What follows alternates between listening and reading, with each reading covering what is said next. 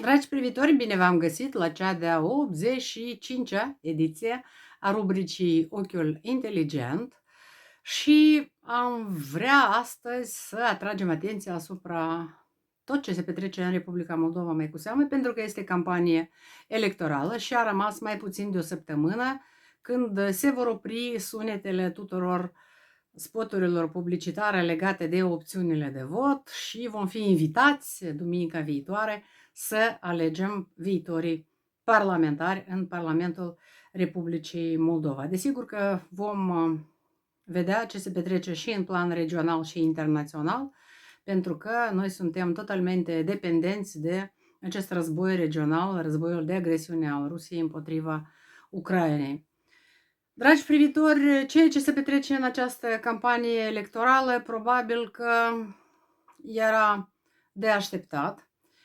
Sunt prezenți mai mulți concurenți electorali, dar așa cum spuneam mai înainte, dacă actuala guvernare majoritară PAS ar fi întreprins toate diligențele necesare pentru a interzice partidelor rusești să participe la aceste alegeri, era mult mai ușor și mai bine pentru Republica Moldova. Dar din cauza că în aceste alegeri au fost admise partidele rusești copios finanțate de ruși, pentru că sunt bani rusești și lucrul ăsta se vede cu ochiul neînarmat, discursul politic în această campanie a deraiat și vă explic și de ce. Imaginați-vă că în campania electorală pentru parlamentarele din acest an ar fi rămas doar partidele pro-europene și unioniste. Ar fi fost mult mai ușor să mergem la vot și să votăm, să fim siguri că parcursul occidental al Republicii Moldova nu ar fi fost în pericol. Dar și aici, desigur că putem să ne punem mai multe semne de întrebare pe care le voi explica mai încolo. Din cauza că în această competiție electorală au fost totuși admise partidele rusești și din punctul meu de vedere lucrul ăsta cumva s-a făcut intenționat, pentru că este mai ușor să lupți împotriva partidelor rusești, să le învinuiești de ceea ce fac și cu adevărat ceea ce fac partidele rusești este crimă pasibilă de pedeapsă penală, decât să ai o discuție și o dezbatere de idei, de exemplu, între partidele europene și partidele unioniste. Nu asistăm la așa ceva, este o campanie foarte violentă verbal, plină de minciuni, de promisiuni, care, din punctul meu de vedere, sunt goale și n-au niciun suport. Din partea, mai cu seamă, a partidelor rusești, dar și din partea partidelor europene, care exagerează și pedalează foarte mult pe posibilitatea de a deveni membri ai UE până în 2028. Din punctul meu de vedere, este un termen prea scurt și îmi pare rău că este speculat acest termen. Să nu uităm că Republica Moldova încă nu a demarat negocierile de aderare. Era vorba ca aceste negocieri să fie deschise anul trecut. Noi deja suntem în 2025. Negocierile nu au demarat și poate că vor fi deschise aceste negocieri anul viitor. Aceste scenarii sunt posibile doar în cazul când Ucraina va continua să reziste. Ucraina va continua să reziste, ucrainenii vor continua să moară în aceste atacuri teroriste ale Rusiei, ucrainenii vor continua să se apere și să ne apere și pe noi. Doar în acest caz va fi posibil ca în 2026 să înceapă negocierile de aderare pentru Ucraina și pentru Republica Moldova. Apropo de aceste negocieri, aș vrea să vă atrag atenția asupra faptului că până în prezent și Ucraina și Republica Moldova mergeau la pachet pentru parcursul lor european. Știți foarte bine că Republica Moldova, mai bine zis Maia Sandu, a semnat solicitarea de aderare la Uniunea Europeană din cauza faptului că a început războiul în Ucraina. Dacă nu ar fi fost acest război, credeți-mă, și o spun cu toată convingerea, această cerere nu era semnată nici până în ziua de astăzi.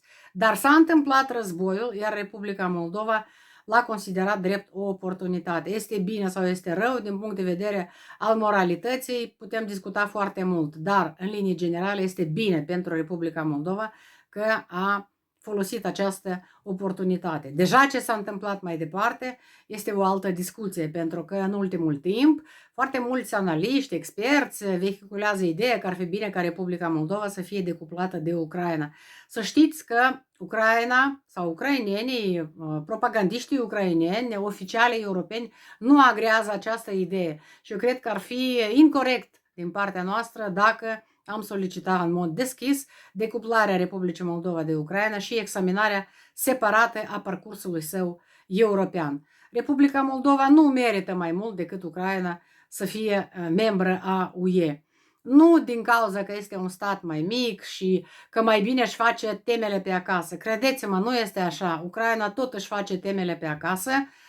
Ucraina luptă și ea cu corupția, inclusiv pe timp de război. În fiecare zi aflăm noutăți care ne vorbesc despre faptul că oficialii ucraineni implicați în conducerea statului ucrainean pe timp de război au comis acte de corupție, sunt identificați, sunt penalizați, arestați și așa mai departe. În Republica Moldova, lupta cu marea corupție cumva a intrat într-un impas. Vedem că trenează și această epopee cu extradarea lui Plahotniuc. Din extradarea lui Plahotniuc s-a făcut un subiect de campanie. Am impresia că acest Plahotniuc a fost resuscitat pentru că toate partidele politice, marea lor majoritate, sunt într-o pană de idei. Și atenție, acum voi reveni la mesajul principal care este vehiculat mai cu seamă de partidul PAS, pentru că celelalte partide pro-europene mărunte nu mai contează. Ele au fost marginalizate, ele au fost denigrate, au fost lansate în spațiul virtual tot felul de minciuni despre ele, că au legături, că sunt finanțate și așa mai departe, pentru ca în prim plan să rămână doar Partidul Acțiune și Solidaritate. În același timp, nu uitați că pe listele acestui partid avem persoane care sunt rusofile, care au făcut parte înainte din partidul lui Tkaciuc, acest fascist devenit astăzi parte componentă a blocului Alternativa, care este un bloc fascist din punctul meu de vedere. Deci partidul PAS tot nu este oaia albă din turmă, da? Are și ea petele negre în tot ceea ce a făcut până în prezent, cu mici excepții, au poate persoane, personalități pe listele lor, dar marea lor majoritate se ascund după Maia Sandu, pentru că nu există nume notorii în Partidul Acțiune și Solidaritate, după care, de exemplu, ar merge toți cetățenii Republicii Moldova. Acum trecem la acest val care s-a creat pe rețelele de socializare, la televiziuni și așa mai departe, că dați-vă toți la o parte, toate partidele pro-europene, unioniste, toate trebuie să se retragă din cursă și toată lumea trebuie să voteze PAS. Stimați privitori, cei care mă priviți, dumneavoastră cunoașteți și știți foarte bine că democrația înseamnă pluralism de opinii. Democrația înseamnă pluripartitism. Din cauza că PAS nu a admis apariția și creșterea unui partid unionist sau pro-european pe lângă PAS pentru a-l transforma într-un aliat în următoarele alegeri, s-a ajuns la ceea că PAS acționează în stil absolut bolșevic. Exact așa au acționat bolșevicii la 1917 în Rusia. S-a ajuns și mai ebitir la afirmația că dacă nu va fi votat PAS, începe războiul rușilor sau a Rusiei fasciste împotriva Republicii Moldova. Iată, aici am ajuns la un sofism și o afirm cu toată certitudinea că este sofism. Ce sunt sofismele? Sofismele sunt niște raționamente false care sunt construite pe două raționamente, în baza cărora se face chipurile o deducție logică. Aceasta nu este o deducție logică. Pericolul războiului planează asupra noastră indiferent de cine va câștiga aceste alegeri. Unica posibilitate de a evita acest pericol de război este unirea Republicii Moldova cu România. Repet, unica posibilitate de a evita pericolul rusesc, pericolul războiului rusesc în Republica Moldova este unirea urgentă a Republicii Moldova cu România până în frontiera controlată administrativ pe Nistru. Și vă explic de ce. Rusia fascistă pierde confruntarea în Ucraina. avansarea armatei rusești pe teritoriul Ucrainei este foarte lentă. Mai multe ofensive ale armatei ruse au fost respinse de Ucraina, de armata ucraineană. Mai mult ca atât, armata ucraineană încetul cu încetul începe să-și întoarcă localitățile din Donbass. Urmăriți știrile de pe front și veți vedea că în fiecare zi ucrainenii își întorc localitățile. Este adevărat că aceste localități sunt pârjolite, este adevărat că sunt doar ruine, dar Ucraina nu permite Rusiei să avanseze. Dar Rusia, prin destabilizarea situației în Republica Moldova, poate să-și atingă scopul de a ajunge în Odessa, pentru că Nicolaev, Odessa, Herson sunt aceste regiuni pe care le râvnește Rusia pentru a finaliza procesul de creare a Novorosiei. Rusia nu poate să o facă prin Ucraina pentru că trebuie să lupte, trebuie să sacrifice multe vieți, deci multă carne de tun, dar poate să o facă prin Republica Moldova. Deci, prin destabilizarea situației, venirea la putere a partidelor rusești, Rusia și-ar atinge acest scop. Dragi privitori, vreau să vă spun că Rusia poate să facă lucrul acesta nu doar prin destabilizarea politică a Republicii Moldova. Ați văzut recent și revenim încet la contextul regional și internațional. Rusia a trimis în Polonia, a atacat, dacă doriți, cu drone. E adevărat că erau drone Herbera, acestea sunt drone mincinoase, cum ar veni, dar ele nu conțineau explozibil, dar cele 23 de drone care au fost trimise în Polonia au fost un fel de test. Ieri, aviația rusă de vânătoare, de război, a violat spațiul aerian al Estoniei pentru 12 minute, după care a violat și spațiul aerian al Poloniei. Avioane NATO au fost ridicate în aer și Estonia a activat articolul 4 din Tratatul Nord-Atlantic. Deci, Polonia se pregătește de război, deja le-a și permis, prin lege, le-a permis cetățenilor polonezi, dacă au inițiativa să-și construiască adăposturi de împotriva bombardamentelor, au dreptul să o facă fără autorizație de construcție, cum ar veni. Țările baltice ridică un zid la granița cu Rusia. Europa este în alertă. De aceea, dragi privitori, este important ca dumneavoastră să înțelegeți și revin la acest sofism. Cine nu votează PAS va fi război. Războiul oricum s-a apropiat extrem de mult de frontierele noastre, de realitățile noastre. Sincer vă spun, eu personal, în fiecare zi mă gândesc la viața noastră pașnică pe care o mai avem aici în Chișinău, în Republica Moldova, și că această idilă în orice moment poate fi distrusă doar prin câteva drone care vor fi trimise în Republica Moldova și câteva rachete, pentru că Rusia nu are nevoie de trupe terestre pentru a ataca Republica Moldova. Iată de ce eu consider că aceste alegeri parlamentare, da, ele au o miză, dar miza nu este miza antirăzboi. A repeta la fiecare pas că UE înseamnă pace și solidaritate, votăm partidul cu tare sau cu tare că este pro-european ca să scăpăm de război. Nu! Pentru a scăpa de război, dragi privitori, trebuie să ne unim urgent cu România sau cel puțin să solicităm sprijin militar din partea Ucrainei și din partea României, să încheiem un acord trilateral pentru a ne proteja de un potențial război al Rusiei împotriva noastră. Deci Rusia vânează Republica Moldova pentru a-și face coridor spre Odessa și pentru a-și realiza acest plan și anume de a ajunge la gurile Dunării și de a forma această Novorosie. Putin nu se va opri atâta timp cât este viu. Apropo, se tot zvonește și se vorbește în sursele deschise de informare că vom asista curând la etapa finală de tranziție a puterii în Rusia. Să știți că ar fi foarte bine să ajungem la această etapă cât mai rapid, ca Rusia, Kremlinul, regimul actual să nu-și ducă la bun sfârșit planurile în raport cu noi, cu cei din Republica Moldova, pentru că noi cumva ne bălăcărim când spun noi.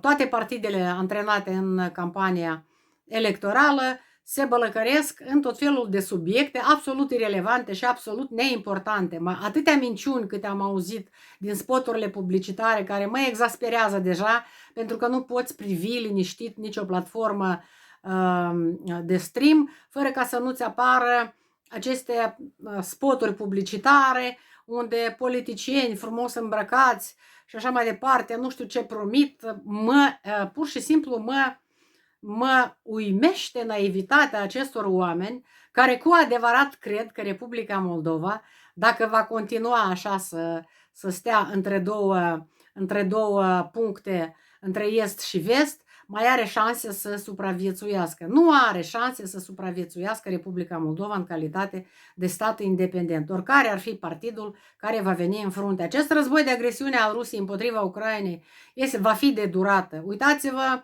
cum se comportă Trump. Trump nici nu mai merită să îi mai urmărim zicerele lui, spusele lui, pentru că el acționează doar în favoarea regimului de la Kremlin și doar în favoarea Rusiei.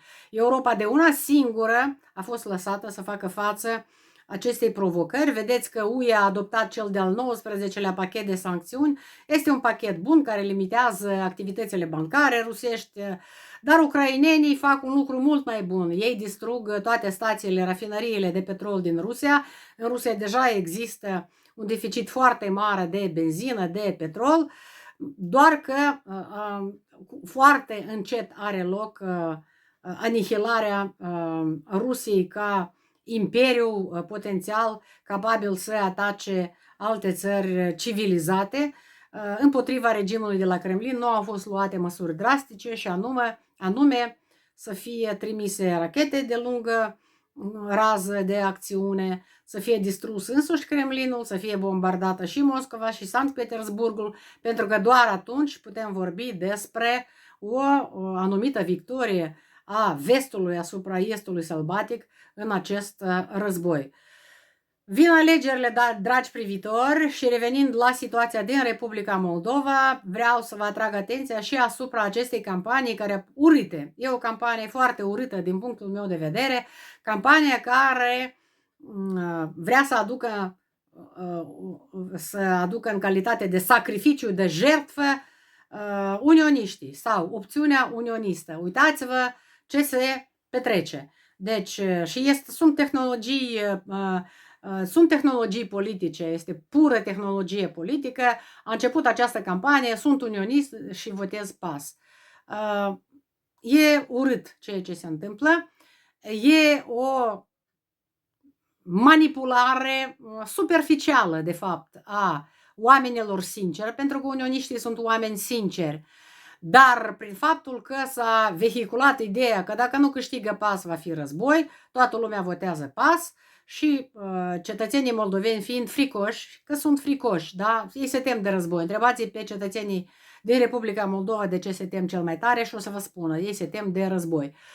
Cumva mulți acceptă anume această idee, hai să votăm PAS, că dacă nu va fi război. Dragi privitori, repet, indiferent de cine va câștiga aceste alegeri, pericolul războiului, sabia lui Damocles este deasupra capetelor noastre. De aceea, manipularea se face și prin alte afirmări, precum că votul unioniștilor se va duce la Dodon și la Ceban. Nu, dragi privitori, votul unioniștilor, dacă nu vor trece pragul, va fi repartizat conform formulei DONT, există așa o formulă belgiană din secolul XIX, care a încăput și în legislația Republicii Moldova, și marea majoritate a voturilor va fi redistribuită către partidul care va lua cele mai multe procente. Dar noi, unioniștii, nu trebuie să fim sacrificați în această luptă, pentru că a noastră cauză este cea mai dreaptă. Cauza unirii Republicii Moldova cu România este cea mai dreaptă. Unioniștii nu trebuie să fie sacrificați în această campanie electorală. Ei deja au fost sacrificați în Republica Moldova, deja s-a manipulat că unioniștii sunt oamenii lui Putin. Imaginați-vă această minciună crasă care a fost aruncată în spațiul public și a cuprins mințile multor cetățeni din Republica Moldova și a unor cetățeni din România. Unioniștii nu sunt oamenii lui Putin. Vă spun eu, Ana Guțu, profesor universitar, care cred în unire, doresc unirea Republicii Moldova cu România și sunt profund pro-europeană. Eu sunt o europeană convinsă, pentru că acestea sunt ideile, aceasta mi este ideologia și în același timp consider că drumul de integrare europeană a Republicii Moldova este mult prea lung, iar noi, având deasupra noastră sabia rusească și cizma rusească în pragul, la poarta noastră, în pragul ușii noastre, noi am face mai bine să ne unim acum cu România și după aia o să vedem ce se va mai întâmpla. Atunci vom fi împreună cu națiunea noastră, toți împreună vom judeca și vom proceda așa cum trebuie să procedăm, cu multă demnitate și rezistență în fața unicul dușman al civilizației acum în Europa este Rusia fascistă. De aia, îndemnul meu pentru dumneavoastră este să rămâneți fideli cauzei ascendenților noștri, părinților, bunicilor noștri, și anume să fim împreună cu țara grămăjoară, cu România noastră, pentru că acolo ne este casa noastră. Chiar nu ați înțeles că de unii singuri nu reușim nimic, nu avem resursă umană, noi suntem conectați la aparatele financiare ale Uniunii Europene. Republica Moldova nu este în stare să-și acopere masa financiară necesară pentru a plăti salarii, burse, pensii. Deci noi nu avem economie care se dezvoltă. Nu se investește în Republica Moldova pentru că investiția înseamnă protecția banului investit. Iar noi această protecție a banului investit nu o putem asigura pentru că nu suntem țară membră NATO. Nu vor veni investițiile fără o garanție de securitate. Iar această garanție de securitate lipsește și această garanție de securitate nu ne-o va da nici Maia Sandu, nici Partidul PAS, nici nimeni din Republica Moldova care s-a înscris în cursa electorală pentru a spune minciuni. Adevărul constă doar în unirea Republicii Moldova cu România. Adevărul stă în unirea Republicii Moldova cu România până în frontiera controlată administrativ pe Nistru. Și eu, Ana Guțu, în alegerile din 28 septembrie 2025, voi vota. Eu voi merge la vot și voi vota cu Dragoș Galbur, liderul Partidului Național Moldovenesc, un partid istoric pe care Dragoș l-a resuscitat 3 ani în urmă, a creat acest partid politic, luptă pentru unire și ideile pe care le promovează sunt în consens deplin cu ideile mele. Trebuie să susținem acest partid de tineri promițători pentru că steagul unirii a fost preluat, a fost ridicat sus și Partidul Național Moldovenesc în frunte cu Dragoș Galbur nu s-a transformat într-un agent PAS așa cum au făcut-o mai multe partide unioniste sau o vor face candidații independenți. De aceea nu mergeți pe sofismul sau pe ideea falsă a votului util. Încrederea și puterea pentru un partid politic o dau alegătorii. Noi, alegătorii, trebuie să trimitem în Parlament cel puțin un grup parlamentar unionist. Pentru că dacă nu vom trimite în Parlament un grup parlamentar unionist, credeți-mă, va fi mult prea dificil să realizăm unirea. Știți foarte bine că eu pledez pentru votarea juridico-politică a unirii în Parlament. Iar având un război în preajmă, acest lucru ar fi foarte, foarte ușor de înfăptuit dacă în Parlament ar exista o voință politică majoră în persoana deputaților care vor dori această unire.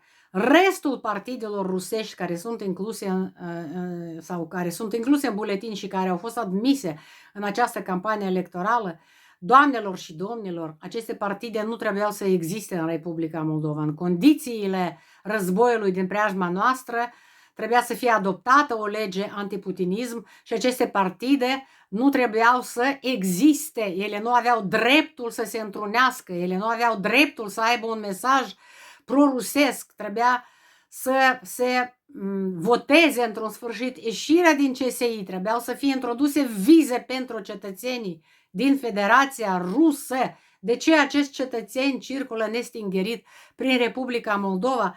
Și un lucru pe care îl face foarte bine actuala guvernare este să se plângă pe faptul că avem mulți agenți de influență rusească. Păi îi avem, pentru că pe de o parte avem pe ai noștri, coloana 5-a, pe de altă parte avem rușii care vin și circulă nestingerit pe teritoriul Republicii Moldova, care cară bani cu sacii, cu gențile și așa mai departe. Dragi privitori, cu adevărat, situația politică este foarte complexă și complicată în Republica Moldova. Este puțin să spunem să fim vigilenți. Este puțin să spunem să fim vigilenți. Noi putem fi în siguranță doar dacă am fi parte a României. Înțeleg foarte bine că mulți politicieni și-ar pierde funcțiile, pozițiile, fotoliile. Credeți-mă, nu funcțiile, nu fotoliile sunt importante. Republica Moldova și-a epuizat capacitățile sale instituționale ca stat. Ea trebuie să fie parte a României și mai ales noi, cetățenii Republicii Moldova. Noi vrem și trebuie să fim parte a României. Noi vrem să fim liberi, noi vrem să fim asigurați cu pensii decente, cu salarii decente și mai cu seamă să avem siguranța zilei de mâine. Pentru că, așa cum v-am mai spus înainte, și apropo, un sondaj din Polonia de ultima oră spune că dacă Rusia începe un război împotriva Poloniei, 30% din cetățenii polonezi vor dori să părăsească țara. 30% din cetățenii unui stat membru UE. Republica Moldova nu este stat membru UE. Noi avem peste 1.500.000 de cetățeni români. Credeți-mă că în ziua în care vin primele drone sau primele rachete, se vor face cozi la vamă și cetățenii Republicii Moldova, cei care au pașapoarte românești, își vor lua pașapoartele și vor merge să traverseze frontiera. Nu va rămâne nimeni aici, pe teritoriul Republicii Moldova, să apere acest pământ ca stat independent. Și spun aceste lucruri nu pentru a exagera ceva, pentru a pune accent pe hiperbolă. Acestea sunt realitățile noastre pe care eu, ca profesor, le înțeleg foarte bine.